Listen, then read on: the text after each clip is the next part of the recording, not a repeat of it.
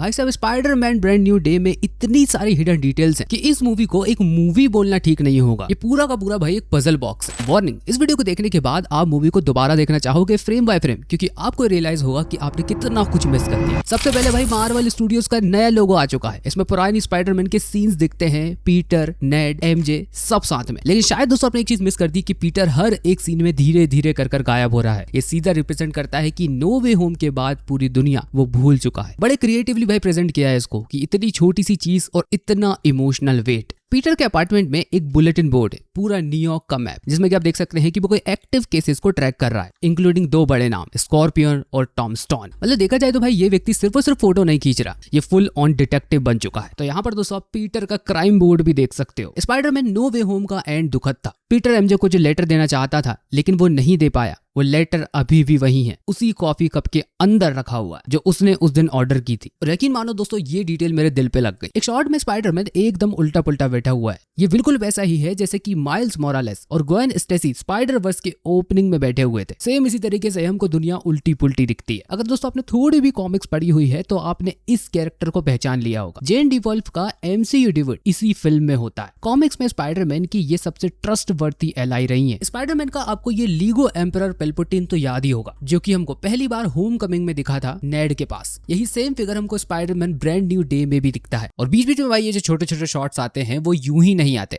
ये जो सीन दोस्तों आप देख रहे हैं वो अमेजिंग फैंटेसी 15 के लेजेंडरी 1962 कवर का डायरेक्ट कॉल बैक है। स्पाइडरमैन जिस ग्रीन सूट वाले आदमी को बचाता है उसका नाम ओरिजिनल कॉमिक में था ही नहीं। मार्वल ने 2005 में जाकर उसे स्टीव नाम दिया और उसको एक प्रॉपर बैक स्टोरी भी दी। मैक गार्गन का कमबैक सिर्फ एक विलन रिटर्न नहीं है। होम कमिंग में गार्गन जेल गया, अब स्कॉर्पियन बनकर वापस आया। उसकी पूंछ से वो स्पाइडरमैन को हवा में उछाल देता है। ये वाला शॉट डायरेक्ट कॉल बैक है स्पाइडरमैन एडवेंचर्स 2 से, जो कि 1994 की एक आइकॉनिक कॉमिक थी। और बात दोस्तों यहाँ पर खत्म नहीं होती। टॉम स्टोन स्पाइडरमैन की फाइट सिर्फ एक एक्शन सीन नहीं है। जब टॉम स्टोन स्पाइडरमैन को एकदम लटका देता है तो ये सीधा रेफरेंस है 1988 की स्पेक्टिकुलर स्पाइडरमैन 142 के आइकॉनिक कवर की, जो scene same to same recreate किया गया। और यहाँ पर एक इंटरेस्टिंग बात और है कि सेम इसी सीन की तरह इस कॉमिक में भी होता है कि एंड टाइम पर स्पाइडरमैन पूरी कहानी पलट देता है। यहाँ पर दोस्तों हमको एक सीन और देखने को मिलता है। स्पाइडरमैन जब बूमरैंग के 3 ट्रिक बूमरैंग को डॉज करता है तो ये शॉट द अमेजिंग स्पाइडरमैन 345 का आइकॉनिक कवर को कॉल बैक करते हैं। एक छोटा सा कॉल बैक है, लेकिन भाई जो लोग इस कवर को ऑलरेडी देख चुके हैं तो उनका दिमाग तो क्लिक कर ही गया होगा। टेरेंचुला की भी भाई प्रॉपर एक एंट्री है प्रॉपर इस सीन में। कॉमिक में स्पाइडरमैन के क्लासिक एनिमीज में से एक रहा है और उसकी पहली फाइट का कनेक्शन भी पनिशर से जुड़ा हुआ था। यानी कि मूवी ने दोनों कैरेक्टर्स के एक कॉमिक हिस्ट्री को क्वाइट नोट बना दिया। पीटर के क्राइम बोर्ड पर उसके ओरिजिन की न्यूज़पेपर क्लिपिंग छुपी हुई है और उसका स्टील हेड से वॉल तोड़ना डायरेक्ट द अमेजिंग स्पाइडरमैन 221 के क्लासिक कॉमिक पैनल की याद दिलाता है। इतना डीप रेफरेंस सिर्फ हार्डकोर कॉमिक फैंस ही समझ सकते हैं। जब पीटर येलेना से मिलता है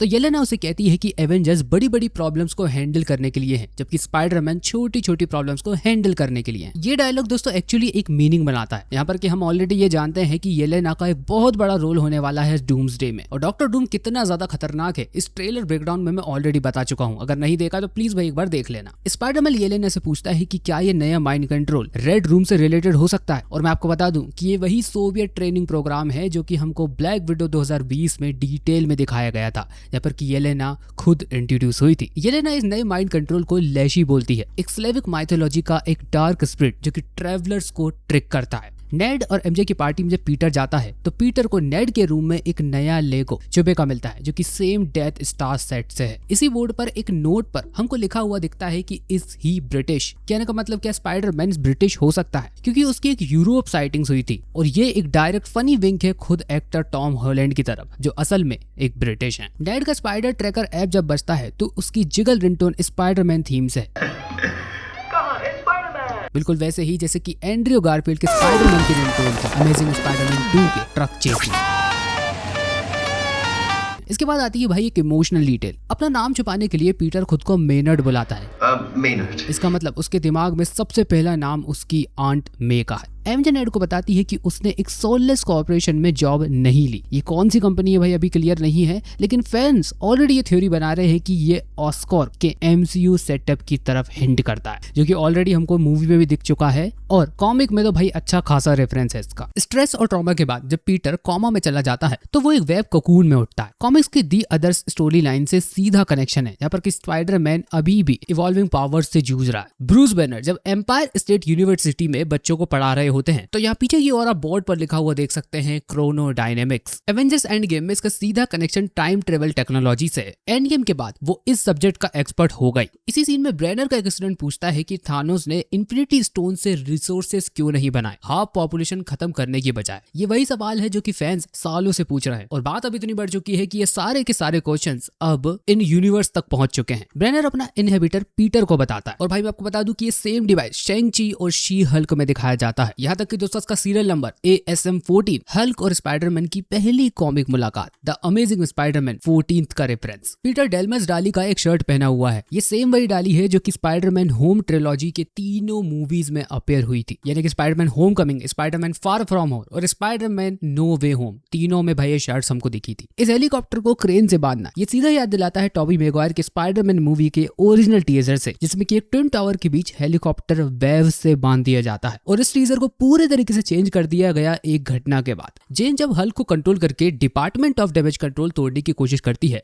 तो वो पहले स्मार्ट हल्क के रूप में हमको दिखता है और इसके बाद जो हमको रूप दिखता है वो प्रॉपर हल्क का होता है, जो कि किसी की भी नहीं सुनता। हल्क और बैनर का जो मर्ज है वो सबसे पहले हमको एंड गेम में दिखाया गया था। एक लैब में पनिशर को एक ग्लास जार मिलता है और थोड़ा बहुत दोस्तों आप इसको ध्यान से देखोगे तो आपको ये चितौरी का सिर जैसा दिखेगा। डीओडीसी के लैब में भाई एक चीज बहुत ही ज्यादा नोटिस करने वाली है, यहाँ पर वो इलेक्ट्रिफाइड गनलेट पर काम कर रहे थे जो कि असली में द शॉकर का वेपन था। यही टेक हमको स्पाइडरमैन होमकमिंग में दिखी थी। Go out there and find that weapon he lost. और इससे भी ज्यादा इंटरेस्टिंग बात यह है कि आगे चलकर हल्क से फाइट करते टाइम स्पाइडरमैन इसी अपग्रेडेड गनलेट को यूज करता है। मतलब देखा जाए तो मार्वल से पुराने गैजेट्स को ईस्टर एग्स के लिए वापस नहीं ला रहा, वो फ्यूचर स्टोरी में भाई इसको दोबारा भी यूज कर रहा। कॉस्ट्यूम डिजाइन की डिटेल को भी बिल्कुल भी मिस मत करना। कॉमिक्स में जेन ग्रे की पहचान उसके ग्रीन और येलो कलर से है, लेकिन मूवी सिर्फ इन कलर्स को कॉमिक कॉलबैक के लिए यूज नहीं करती। पहले ग्रीन जेन के पास है और येलो सरा के पास, और जब जीन अपनी बहन को बचाने के लिए फैसला लेती है तब उसकी कॉस्ट्यूम में दोनों कलर एक साथ आ जाते हैं। मतलब मार्वल ने बिना कोई डायलॉग बोले ये बता दिया कि जेन अपनी बहन को अपने साथ ही लेकर चल रही है। बहुत से लोगों ने दोस्तों ये सीन डेफिनेटली मिस कर दिया होगा। हॉस्पिटल वाले सीन में जीन सिर्फ पीटर की ट्रीटमेंट नहीं कर रही होती, वो अपनी टेलीपैथी से उसे ब्रीथ करने के लिए गाइड कर रही होती है और उसकी जान बचाती है। लेकिन कॉमिक पढ़ने वाले फैंस के लिए ये सीन और भी इमोशनल है, क्योंकि वहां जेन ने अपनी पावर्स का यूज अपने बेस्ट फ्रेंड के आखिरी पलों में किया था जब वो उसे बचा नहीं पाई। इस मूवी में मार्वल उसी मूवमेंट को उल्टा कर देती है। इस बार जीन किसी को खोने की बजाय अपनी पावर से एक जिंदगी बचा लेती है। तो हाँ दोस्तों, मेरी तरफ से ये कुछ हिडन डिटेल्स जो कि मुझे लगता है कि दोस्तों आपको कहीं ना कहीं पसंद आई होगी। लेकिन अपना पॉजिटिव या negative response please comment box में बताना, ताकि मुझे पता चल सके कि ऐसे ही वीडियो आप फ्यूचर में भी एक्सपेक्ट करते हैं। बाकी वीडियो को लाइक कीजिए, चैनल को सब्सक्राइब कीजिए। मुलाकात होगी दोस्तों आपसे अगले ही एक ऐसे धांसू वीडियो में। तब तक के लिए बाय।